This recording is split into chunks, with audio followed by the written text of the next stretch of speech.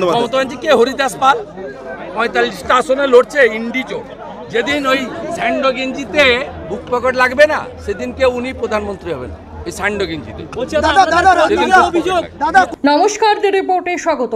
যেদিন স্যান্ডো গেঞ্জির বুক পকেট হবে, সেদিন মমতা বন্দ্যোপাধ্যায় দেশের প্রধানমন্ত্রী হতে পারেন।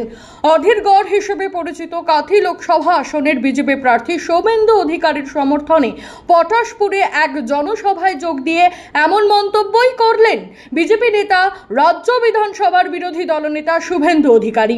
গত 2019-এর লোকসভা নির্বাচনে কাঁথি আসন থেকে তৃণমূল প্রার্থী হিসেবে জয়লাভ করেছিলেন শুভেন্দু অধিকারীর বাবা শিশির অধিকারী। গত 2009 সাল থেকে তিনি ছিলেন কাঁথির তৃণমূল সাংসদ। শুভেন্দু দল ছাড়লেও শিশির বাবুর অবস্থান স্পষ্ট ছিল না কদিন আগেও, আর এবার তার জায়গায় প্রার্থী হয়েছেন ছোট ছেলে সৌমেন্দু অধিকারী। শুধু বদলে গেছে রং, তিনি ছিলেন তৃণমূল প্রার্থী, সৌমেন্দু বিজেপির। গত 2021-এর বিধানসভা নির্বাচনেও কাঁথি লোকসভার 7টি বিধানসভার মধ্যে 4টিতেই জয়লাভ করেছিল বিজেপি।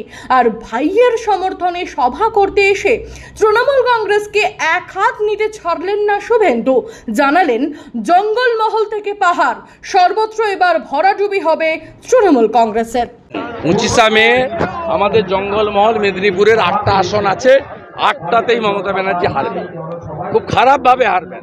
তার জন্য পুলিশকে লেলিয়ে দিয়ে এই গুন্ডামি করছে। প্রতিরোধ হবে।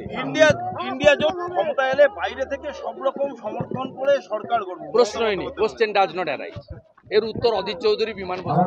সন্দেশখালীর মহিলারা, গ্রামবাসীরা বলছেন যে পুলিশ তল্লাশির নামে অত্যাচার করছে, তারা রাত প্রতিরোধ হবে। ওখানেও মা মাতঙ্গিজিরা জেগে উঠেছে। ধন্যবাদ ভাইপোকে সন্দেশখালীটাকে উস্কে দেওয়ার জন্য।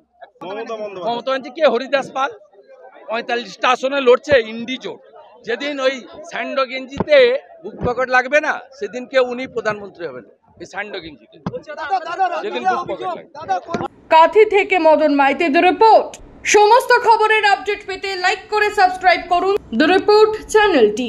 সেই সঙ্গে বেল বাটন প্রেস করতে ভুলবেন না।